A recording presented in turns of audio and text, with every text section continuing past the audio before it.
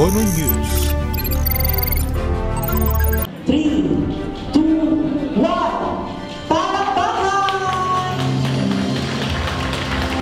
Kasabay ng pagdiriwang ng buwan ng mga sining ngayong Pebrero, pinuksan sa Art Center sa Angono Lakeside Eco Park ang pinakabagong Art History Museum sa bayan, ang Nono. Sa pangunguna ni Angono Mayor Jeremy Calderon, binuksan noong hapon ng February 8, 2023, araw ng Miyerkules ang Nono na naglalaman ng mga natatanging koleksyon na tinipon ng Angono Cultural Heritage Office. Ang Nono ay naglalahad ng kasaysayan ng sining Angono mula pa sa panahon ng kinikilalang 19th century Angono master Juan Senzon, kung saan ang replika ng kanyang obrang Vista Parcial del Pueblo de Angono y Laguna de Bay ay nakapinta sa pader ng galerya.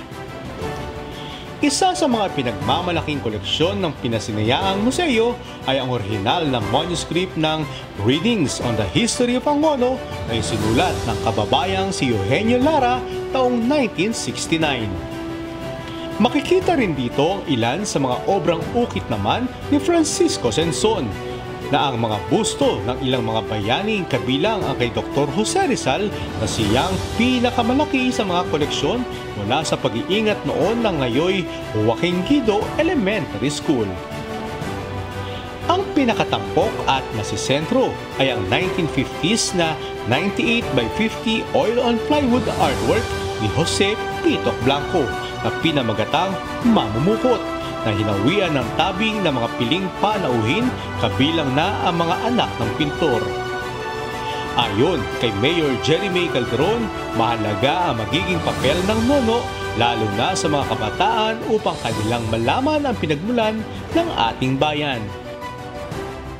Ngayong gabi na to, ang hapon, ay nandito yung mga iba't ibang mga eskwelahan kasi sila nag-benefit nito.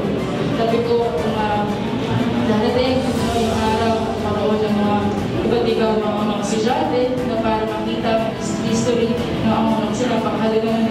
Kahit ako, sa sarili ko, ito pala yun, sila pala yun.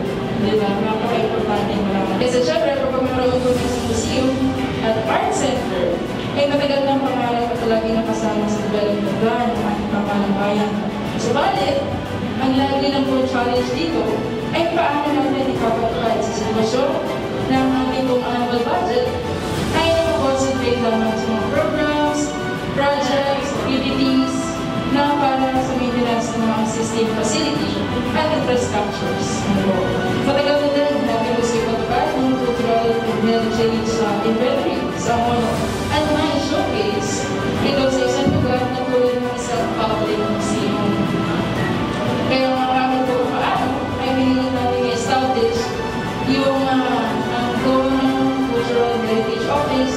At syempre po bilang isang art capital ay challenge sa aking komuno na paano ito maninindigan at paano ito sustain sa pamilitan na pagkakaroon ng facility na katulad ng Nono Museum at Art Center. At syempre, sinilang mo ang aking pagdiling na sana ay maging consistent at wala naman na sa ating nagkakain para sa mga. At ako naman po ay bilang po ng bayan, ay sisiguraduhin natin na palaging kasama sa ating investment plan ang culture and heritage dahil naniniwala ako na dapat lamang magabay natin sa ating kinabukasan ang ating kasaysayan, kultura at heritage na nagpapakilala ng totoo nating identity bilang isang bayan. Inaanyayahan naman ni ACO Director Professor James Owen Saginsin na bisitahin ang Nono lalo na ng mga paaralan. Aniya, simula pa lamang ito ng mga pangarap ng kanilang tanggapan at ang kanilang layo'y may preserba ang pagkakakilanlan ng ating bayan. Basically, itong space na ground floor ng Art Center, Angono Cultural Heritage Office, ay gawing repository ito ng mga lumang gamit ng Angono na may kwento. At yung kwento na yon ay nais naming ibahagi, lalong-lalo na sa mga kabataan, sa mga estudyante, para pagpasok nila dito at paglabas, meron silang idea kung ano yung lumang Angono.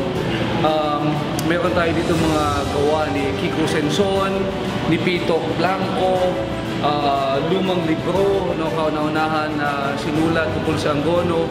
So kapag pumasok yung mga bata or kahit sino man na may interest tungkol sa bayan ng Angono, dito nila malalaman yon. Para siyang isang libro, subalit punong-puno ng mga artifacts na magkukwento ng kasaysayan ng ating bayan. Actually, sabi nga ng isang magaling na manunulat dati, ipanganak mo muna, saka mo na linisin. So ito yung ginawa natin ngayon. Pinanganak muna yung museum, pinanganak muna yung idea, and then perhaps, no, sa mga susunod na buwan, taon, malinis na to at maging mas maayos na. Pero masaya yung opisina dahil napanganak na nga at naging maganda yung kinalabasan.